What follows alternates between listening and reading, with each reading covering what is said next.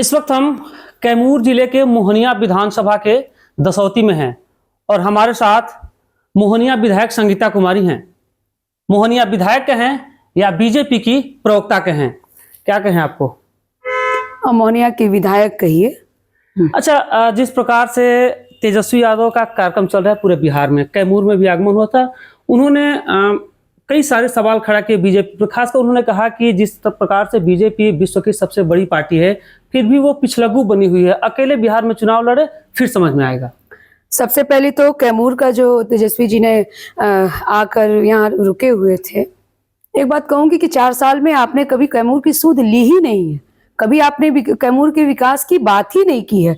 अब आपको जब आप सरकार में नहीं हैं ना, तब आपको कैमूर की सुध और कैमूर की स्थिति आप देखने आए हैं।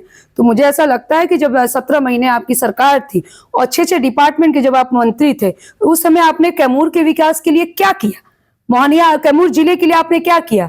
एक मंत्री थे, यहाँ के माननीय मंत्री जी भी थे, लेकिन माननीय मंत्री जी जब नहीं रहे उस समय आपने तो यहाँ 3-3 2-2 विधायक यहाँ पर थे, आपने तो समझा ही नहीं कि वो सक्षम भी हैं। एक दलित समाज की महिला थी, एक पिछड़े समाज के विधायक थे, लेकिन आपको तो आपकी जो सोच है और जो समाजवाद की सोच है, उसमें कहीं ना कहीं आपने कहा कि नहीं, दलितों की क्षमता पर आपने कहीं ना कहीं, मुझे ऐसा लगता है और पूरे कैमूर की जनता को लगा कि आपके कार्य से कि इनमें क्षमता ही नहीं है, ये संभाल ही नहीं सकते हैं। अति पिछड़ा का विधायक है, वो संभाल ही नहीं सकते। दलित महिला विधायक है, वो सक्षम ही नहीं है। तो आप कैमूर और आपकी कथनी और करनी में मेजर डिफरेंसेस हैं। और जो बात कही आपने भारतीय जनता पार्टी के लिए, अच्छा, एक और कह रहे हैं कि नीतीश कुमार के राज में यहाँ पर मंत्रियों की नहीं चलती है, कुछ भी मंत्रियों की नहीं चलती है। मुझे तो अब मैं क्या कहूं, जो व्यक्ति अपने 17 महीनों के सरकार में 7-7 डिपार्टमेंट अपने लेते हैं, आप महत्वपूर्ण डिपार्टमेंट की मैं बात करूं या हेल्थ डिपार्टमेंट की बात करें, और 7-7 डिपार्टमेंट, चाहे पथ निर्माण हो या ग्रामीण कार्य विभाग हो, पर्यटन हो, आप मुझे लगता है कि राष्ट्रीय जनता दल में तेजस्वी जी के अलावा कोई सक्षम विधायक ही नहीं था जो मंत्री बनने के योग्य था।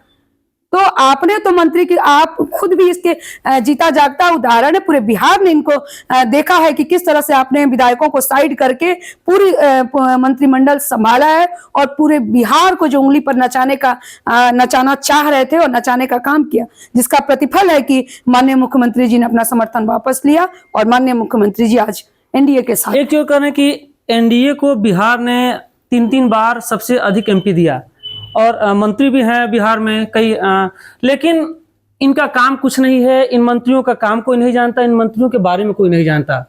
निश्चित तौर पे जब इनके शासनकाल जब थे, उस समय बिहार ने देखा है किस तरह से दलितों पर शोषण हो रहा है। विकास की बात तो कर दी है, डर और भयावह जो जनता में थी, खासकर बिहार की मैं कहूं कि इनके शासनकाल को जब भी आज भी याद करते हैं, जब दलित याद करता है, महिलाएं याद करती हैं, तो निश्चित तौर पे वो कहती हैं कि वो कांप उठती हैं, सिहर उठती हैं और ये कहती हैं कि इनका सरकार, इनकी सत्ता हम नहीं आने देंगे, क्योंकि इनके समय में इस तरह हम लोग डर के रहते थे। चाहे लूट की बात करो, अपहरण की बात करो, बलात्कार की बात करो, या जितने भी विकास की बात ही नहीं थी। बात उस समय ये थी, जातीय उन्माद फैलाकर एक दूसरे को लड़ाने की जो राजनीति उन्होंने की थी। आज का जो बिहार है, विकास की बात करता है। आज के बिहार में आप चमचमाती सड़कें आपको देखने को मिलेंगी।